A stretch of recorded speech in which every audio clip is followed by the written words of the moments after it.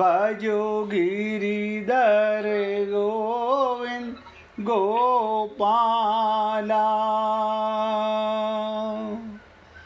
भजो मुरली मनोहर नंद लाला।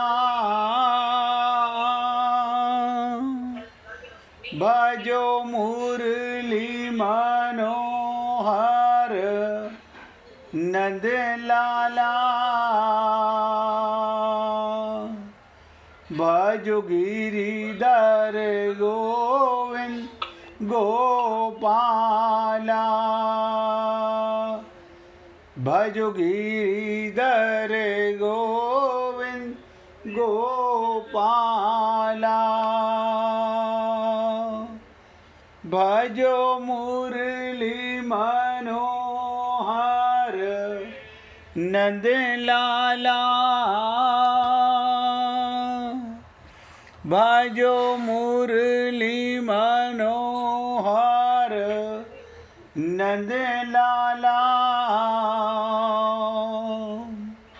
भजो गिरिधर गोविंद गोपाला। भजो गिरिधर गोविंद गोपाला। भजो मुरली मनोहर नंद लाला। भजो मुरली मनोहर नंद लाला। भजो गिरिधर गोविंद गोपाला। भजो गिरिधर गोविंद गोपाला।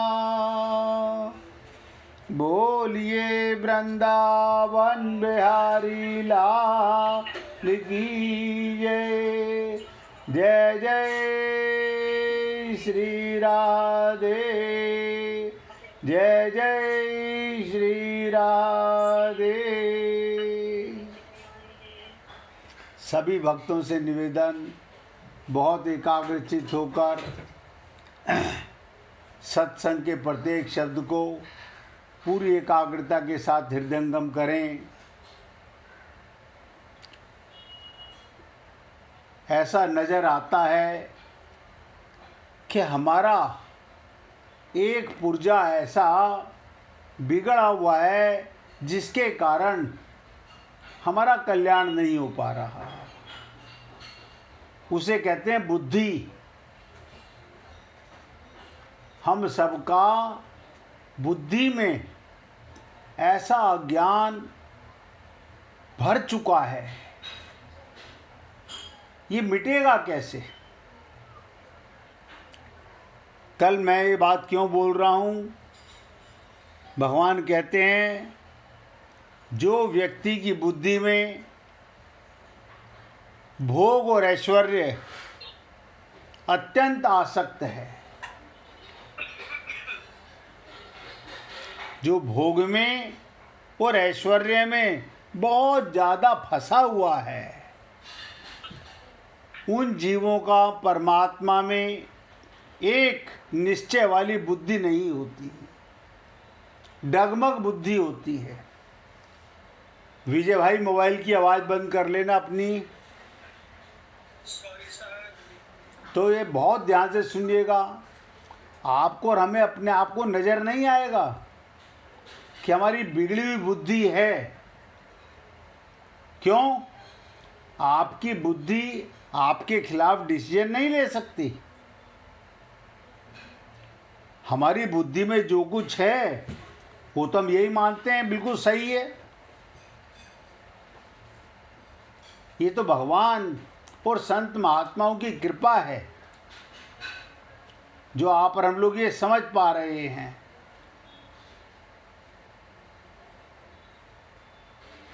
कि भगवान कहते हैं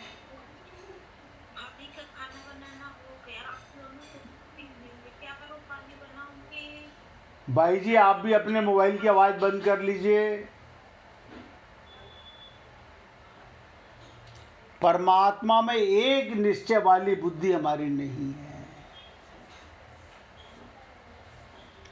ऐसा नजर नहीं आता कि हम भगवान को पाना नहीं चाहते, लेकिन हम अपने अंदर के बिगड़े हुए अंतःकरण को, बुद्धि को देख नहीं पाते। हम बाहर का आवरण तो शुद्ध करते रहते हैं, मन बुद्धि चित्त डिसीजन लेने वाली बुद्धि होती है। मन का तो काम है केवल बुद्धि के पास विचार लाके रख देना, बुद्धि डिसीजन लेती है।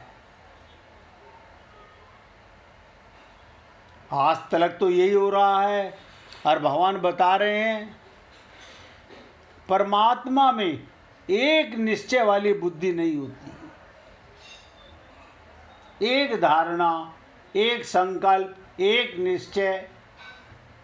आप बताइए, हमारी जगह भगवान तो निश्चय नहीं करेंगे, हमारी जगह कोई संत महात्मा तो निश्चय नहीं करेगा।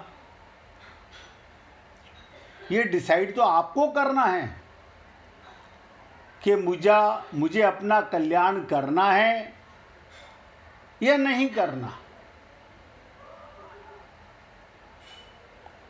क्योंकि आप लोग ये तो बातें बहुत बार सुन चुके, जो कुछ आप हम लोग कर रहे हैं उसे रामचरितमानस में कहा गया, मोहे छल कपट छिद्र न भावा। आपकी और हमारी दृष्टि में ऐसा लगता है नहीं, हम बहुत अच्छा कार्य कर रहे हैं, क्योंकि आपको आपके अंदर टोकने वाला कौन है?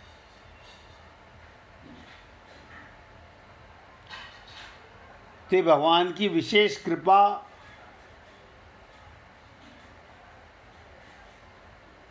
कल हमने आपसे निवेदन किया, दूसरे अध्याय के 44वें श्लोक में वास्तव में सांसारिक पदार्थ परमात्मा की तरफ चलने में बाधा नहीं दे रहे। हमारे अंतःकरण में भोगों का महत्व बैठा हुआ है, वो बाधा दे रहा है। हमारी बुद्धि में ये बात कूट कूट के भर चुकी है कि मैं शरीर हूं।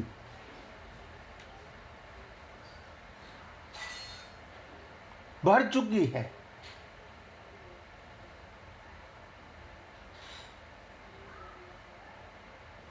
और भगवान ने एक विशेष बात और कही, भोग भी उतना नहीं अटकाते।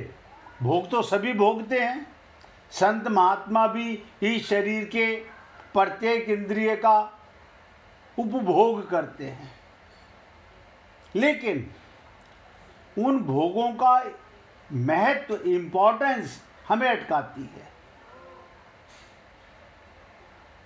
ये अटकाने में हमारी अपनी रुचि, नियत की प्रधानता है। और दो ही चीजें हैं, भोग और संग्रह। कोई परमात्मा की प्राप्ति करना चाहे तो परमात्मा की प्राप्ति तो करना दूर, उनकी प्राप्ति का एक निश्चय भी नहीं हो सकता। हमें डिसाइड करना पड़ेगा, हमें अपना कल्याण करना है, भगवत प्राप्ति करनी है या नहीं करनी है। अगर नहीं करनी है तो खूब भोग में और ऐश्वर्य में रहिए, भगवान नहीं रोकेंगे।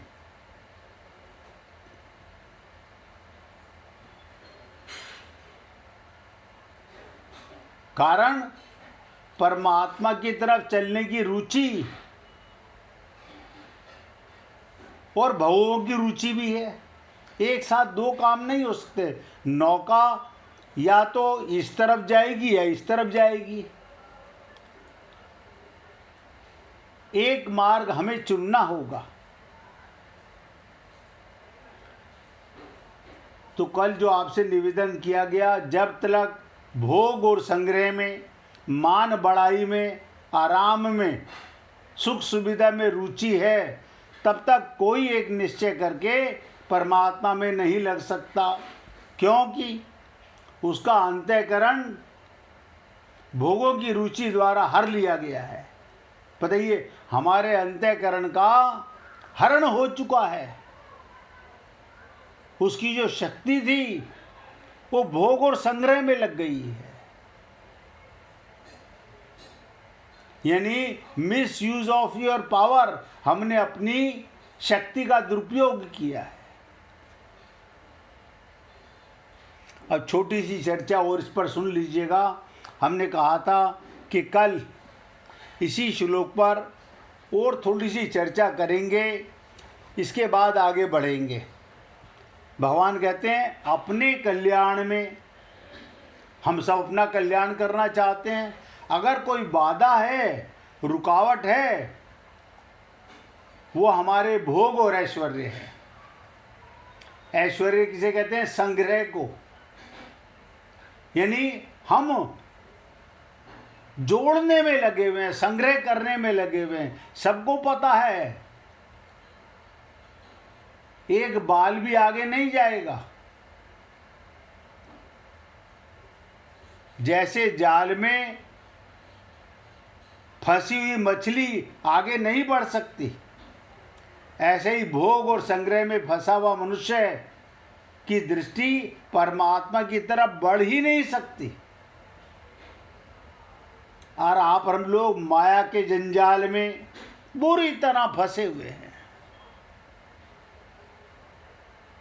और इतना ही नहीं, भोग और संग्रह में आसक्त मनुष्य परमात्मा की प्राप्ति का निश्चय भी नहीं कर सकता। चलना तो बहुत दूर की बात है। वो क्या कहता है? बस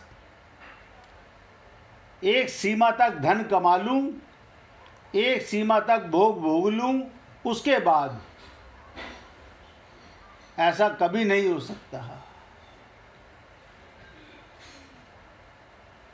इसके ऊपर संत राम सुखदास जी एक विशेष बात कहते हैं, बहुत ध्यान से सुनिएगा।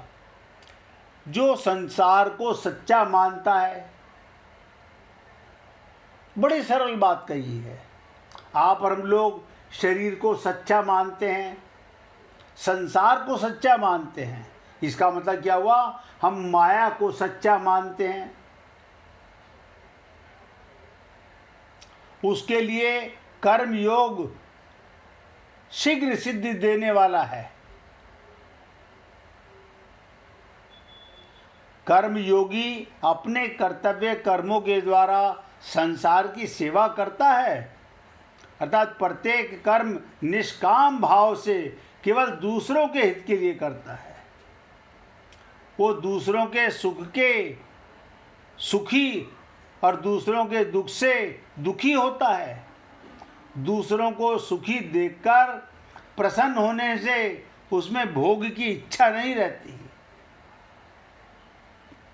और दूसरों को दुखी देखकर करुणित होने में उसमें संग्रह की इच्छा नहीं रहती। ये छोटी छोटी सी कमियां हम सब में हैं। हम में से कोई भी इन कमियों से बचा हुआ नहीं है। ये कह सकता हूं कि ज़्यादा नहीं, कम होगी, लेकिन है तो सही। जब तक पूरी तरह इसका त्याग, भगवान कहते हैं माम एकम, बस या तो इधर या इधर, अब डिसीजन हमें लेना है। तो एक भगवान दूसरे अध्याय के 44वें श्लोक में हमें सिर्फ एक बात बताते हैं, हमारी बुद्धि में एक निश्चय नहीं है। अर्जुन के माध्यम से हम सबको जगाना चाहते हैं। तो कहने का तात्पर्य, किसी भी बात को पुष्ट करना हो तो पहले उसके दोनों पक्ष सामने रखकर फिर उसको पुष्ट किया जाता है। दोनों में क्या बेटर है, इसे विवेक बोलते हैं। आप और हम लोगों का विवेक अगर जाग जाए, क्या मतलब, हमें संसार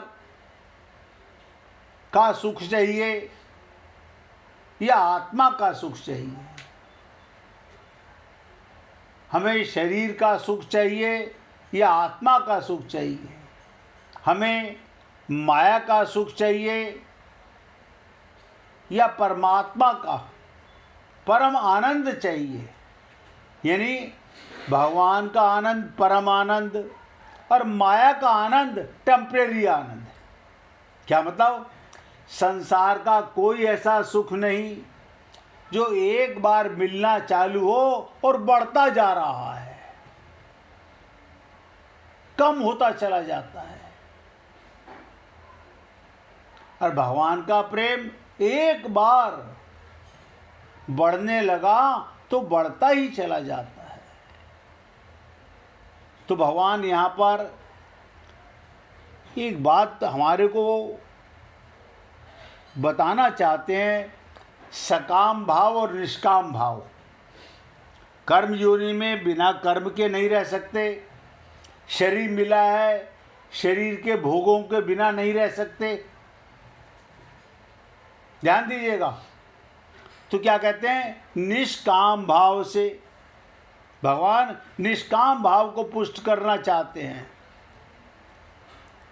पीछे के 3 श्लोकों में सकाम भाव वालों का वर्णन करके अब तक बताया गया। जो सकाम भाव वाले हैं, स्वार्थी लोग हैं, अज्ञानी लोग हैं, बुद्धि में प्रवीण हैं, अपनी बुद्धि का ही मानते हैं, तो उनका कर्म भी सकाम भाव होगा। तो पिछले 3 श्लोकों में भगवान ने 42वां, 43वां और 44वां सकाम भाव, स्वार्थी लोग। स्वार्थ कहना बड़ा बुरा सा लगता है। हम अपने आप को देखें, सकाम इतना बुरा नहीं लगता, स्वार्थ बड़ा बुरा लगता है, जबकि दोनों का तात्पर्य एक ही है। स्वार्थी सकाम भाव का होता है, निस्वार्थी निष्काम भाव का होता है। ये तो संत महात्माओं की कृपा या परमात्मा की कृपा कि आप और हम लोग इतना सब सुनते हैं क्योंकि अपना कल्याण चाहते हैं। अन्यथा हमारे स्वार्थ पर कोई चोट करे, हमारे सकाम भाव पर कोई चोट करे, हमारी ममता मोह आसक्ति पर कोई चोट करे, हमें दुश्मन नजर आता है। तो सोचिए, क्या परमात्मा हमारे दुश्मन हैं? क्या भगवान ने कृपा करके मनुष्य शरीर हमसे दुश्मनी निकालने के लिए दिया, या संत महात्माओं का संग हमें प्रताड़ित करने के लिए दिया? नहीं, हमारा कल्याण करने के लिए दिया। इसी प्रकार आगे बढ़ेंगे। अब तक चर्चा चली सकाम भाव की, अब निष्काम भाव को सुनिएगा। भगवान श्री कृष्ण अर्जुन के माध्यम से हमें बताना चाहते हैं, 2 अध्याय का 45वां श्लोक। कहते हैं, हम वेद वाणी को भगवान की वाणी मानते हैं। वेद भगवान के बराबर हैं, यानी भगवान की वाणी है। वो कहते हैं वेद में तीनों गुणों के कार्य का वर्णन करने वाले हैं। वेद में तीनों गुणों की बात आई है। 3 गुण कौन से? सत्वगुण, रजोगुण, तमोगुण। और कहते हैं, हे अर्जुन, तू तीनों गुणों से रहित हो जा। अब आप बताइए, आप और हम लोग 2 गुण तो छोड़ने को तैयार हो जाते हैं। वो 2 गुण क्या? हम रजोगुण, चलो धन को छोड़ देंगे। तमोगुण राग द्वेष छोड़ देंगे, अच्छा बुरा छोड़ देंगे, शोक चिंता मिटा देंगे, लेकिन सत्व गुण, अब यहाँ पर हम सब लोग ऐसे कैसे हो सकता है?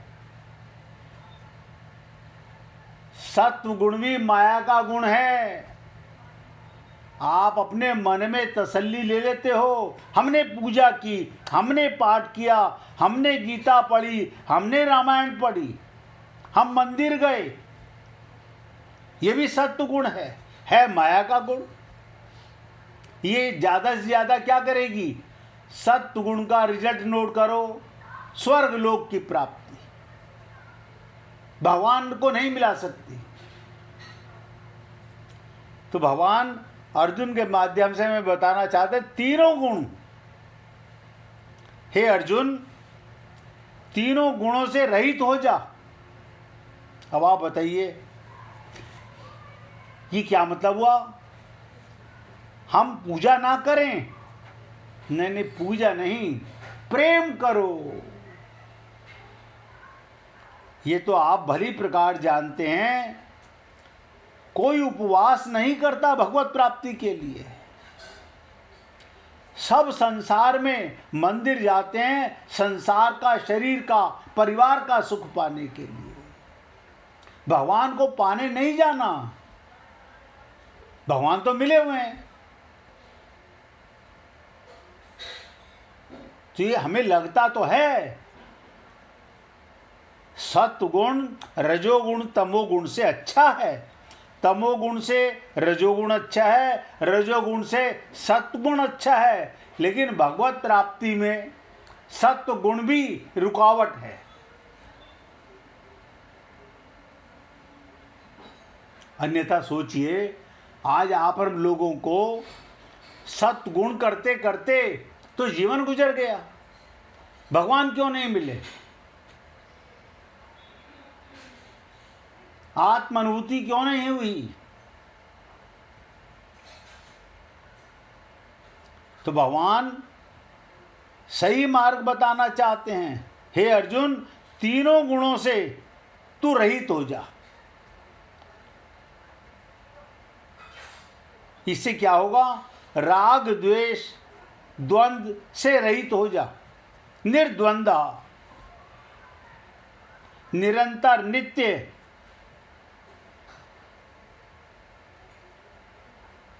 नित्य और निरंतर परमात्मा में स्थित हो जा।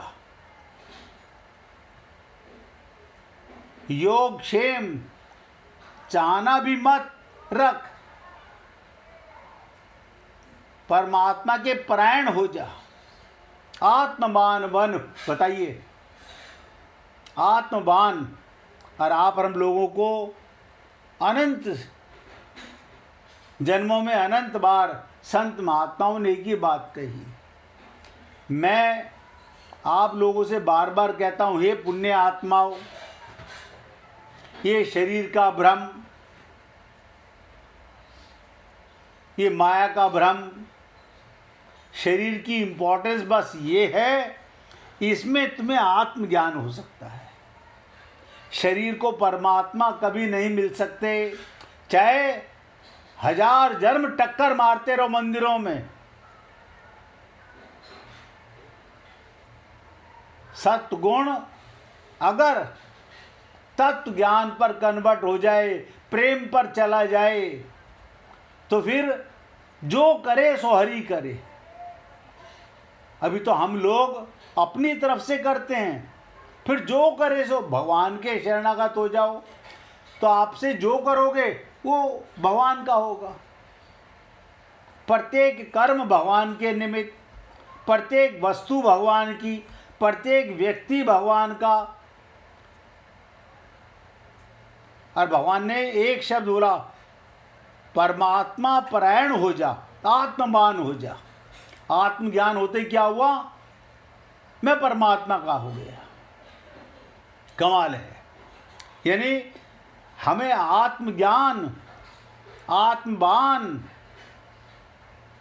तू परमात्मा का अपने को मान, लेकिन हम नहीं मानते। हम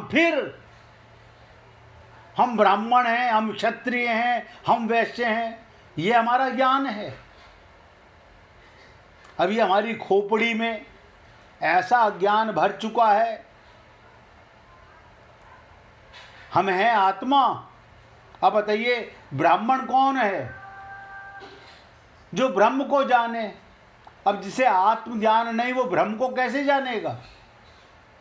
शरीर का ब्राह्मण होना, शरीर का क्षत्रिय होना, इससे क्या फायदा है?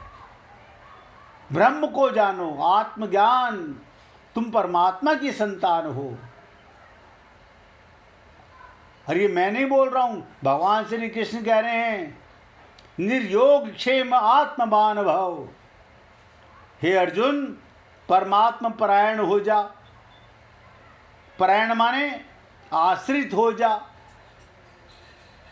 परमात्मा के। अभी तक हम सब अपनी बुद्धि के परायण हैं। अच्छा तो करते हैं हम, लेकिन श्रेष्ठ नहीं करते। हमारा प्रत्येक कर्म भगवान के निमित्त हो जाए, बस हो गया कल्याण। ये कब होगा? जब आत्मज्ञान होगा। बिना आत्मज्ञान के नतीजा ठन ठन गोपाल। आप लोगों ने देखा होगा, बहुत संसार में किसी को गीता पूरी याद है, किसी को भागवत पूरी याद है, किसी को रामायण पूरी याद है। इससे क्या होगा? श्लोक रट लेने से, मंत्र रट लेने से भगवान का प्रेम नहीं आता।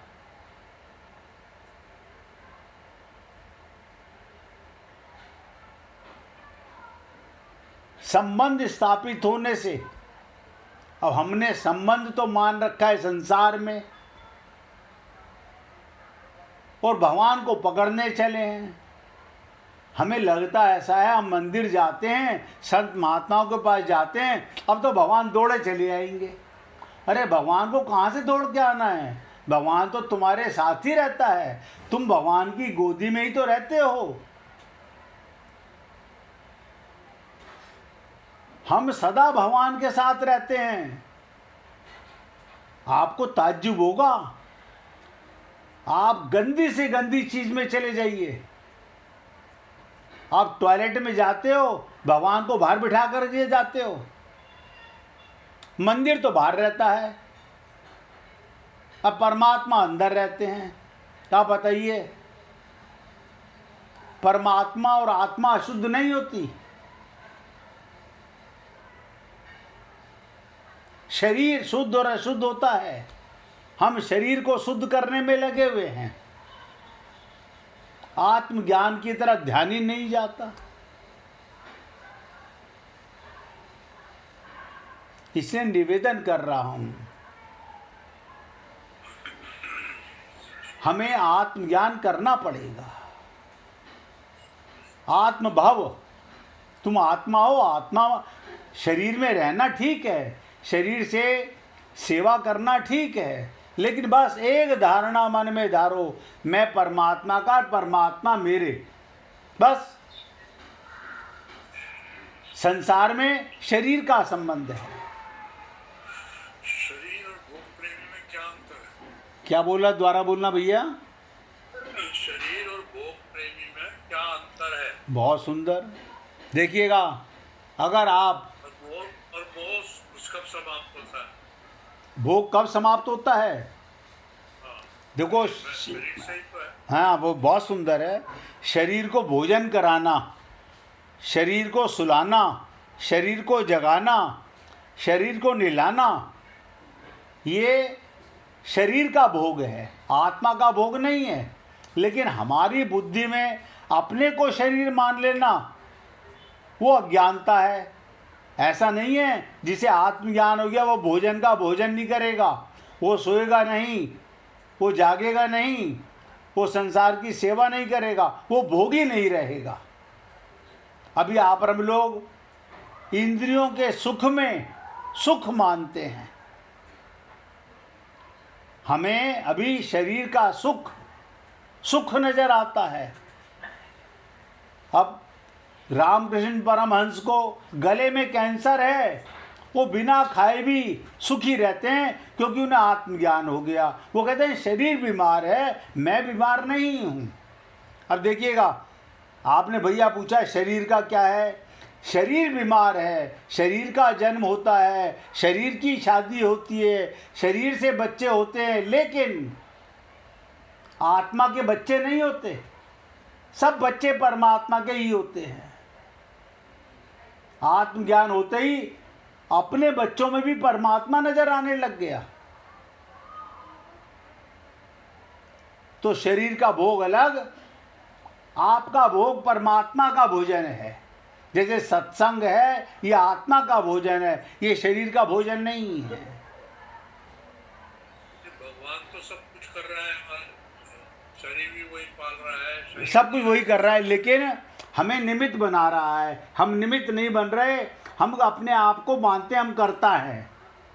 आपने बहुत बड़ी बात कही है, आपने नरेंद्र भाई बहुत बड़ी बात कही है कि हम कर्तापन हट जाएं तो हो गई भगवत प्राप्ति। वही है ना। बस एक ही भाव कि करते हो तुम कन्हैया, मेरा नाम हो रहा है। भगवान की कृपा तो रहती है। हाँ, बहुत सुंदर है, कृपा तो बहुत अच्छी बात है। बहुत रहती है। 24 घंटे भगवान ने ये भी कहा है, कर्तव्य परायण तो बनो तुम। बिल्कुल बिल्कुल, कर्तव्य तो कहते हैं ना, निमित्त तुम्हें बनाऊंगा, तुम्हें मेरे निमित्त कर्म करना है। परायण होने का मतलब गृहस्थ में रहने के साथ साथ बिल्कुल आदमी अपने सब लायबिलिटीज उसके पास बहुत होती है, बिल्कुल होती हैं, वो नहीं छोड़ पाता है। कभी छोड़ना भी नहीं चाहिए, हाँ, छोड़ना भी नहीं चाहिए। नहीं छोड़ पाता है। मैं वही बोल रहा हूँ। और कभी कभी ये गलती भी हो जाती है कि मैं कर रहा हूँ। हाँ, बस नहीं वही कर रहा हूँ, वही एक अज्ञानता जीव को पीछे ले जाती है। गलती होती है। हाँ, मैं समझ रहा हूँ। आपको बताओ, वो ये नहीं होता कि भाई हमारे बिना समझे नहीं है, हम समझे हैं सब बात, बहुत अच्छी बात है। दिमाग में है, भगवान कर रहा है हर चीज, लेकिन गृहस्थ में सब चीज आदमी गलती कर बैठता है। ये तो मैंने किया भाई, मेरे लिए लड़का ये मान ली। बहुत सुंदर है। मैं कह रहा हूँ अपनी गलती को समझ जाना ही सुधार है। हाँ, तो समझ भी जाते हैं, लेकिन बहुत अच्छी बात है। पछतावा ही पछतावा रहता है, पछतावा रहता है ना, फिर आदमी बोल पड़ता है ऐसा। वो मैं समझ रहा हूँ आपकी बात को भैया। देखो, अर्जुन भी जो भगवान के सामने ना पहले बोल रहा है, मैं आपकी शरणागति में हूँ, मैं आपके परायण हूँ, मैं आपका अनन्य भक्त हूँ, लेकिन भगवान से कह रहा है मैं युद्ध नहीं करूँगा। जब तू शरणागत है तो ये क्यों बोल रहा है मैं युद्ध नहीं करूँगा? समर्पण भगवान के प्रति कर दिया है। बिल्कुल, बहुत सुंदर है, 75% किया है। बहुत ही अच्छी बात है भाई। मैं कह रहा हूँ अगर 75% हो गया है तो 100% भी हो जाएगा। नहीं, गलत हो जाता, बड़ा पछतावा रहता है। बहुत अच्छी बात है ये, बल्कि एक बहुत बड़ी आपने बात कही। अगर खुद गलती करके पश्चाताप हो जाए तो ये समझ लो भगवान उसी समय क्षमा कर देते हैं। माफी भी मांगते हैं भैया। जय हो मेरे प्रभु, बहुत सुंदर बात है भाई। और माफ दे, ये हमारे अंदर, मुझे लगता है बार बार अगर गलती होती रहेगी तो कब तक होगी। हाँ वो मैं समझ रहा हूँ आपकी बात को। हाँ। व्यक्ति फिर तो जानबूझ के गलती करता है, वो तो फिर यह परायण नहीं है। दिमाग जो है ना बुढ़ापे में जरा ज्यादा चलने लगता है। आपको ये बता दें, सही कह रहे हो ज्यादा भाई। ही चलने लगता है। चलिए, आपने एक बहुत सुंदर शब्द बोला, परायण। अभी तक हम घर के परायण हैं, शरीर के परायण हैं। जिस दिन परमात्मा के परायण हो गए, आत्मवान हो गए, बस शरीर में रहेंगे। जैसे गोपियाँ शरीर में रहती हैं, अपने को आत्मा मानती हैं, शरीर का सारा काम करती हैं। शरीर तो जड़ ही है। बिल्कुल बिल्कुल बिल्कुल, शरीर तो जड़ है। बहुत सुंदर, और अंदर शरीर जड़ है। बहुत सुंदर है भाई। यही चाहिए बस। इतना अगर परिपक्व हो जाए तो समझ लो हमने अपनी बुद्धि भगवान के चरणों में, अपने गुरु के चरणों में अर्पित कर दी। तो ये शरीर बंधन से कैसे आजाद हो? है? मरने के बाद ही होंगे भैया। नहीं, मैं वही बता रहा हूँ। हाँ बता, अभी 1 मिनट भगवान का कीर्तन करके आपको यही जवाब दूंगा कि शरीर के बंदरों से कैसे आज़ाद होते हैं, अभी सुनिएगा। हाँ 1 मिनट कीर्तन कर लो भाई। चलो। हरे कृष्णा कृष्णा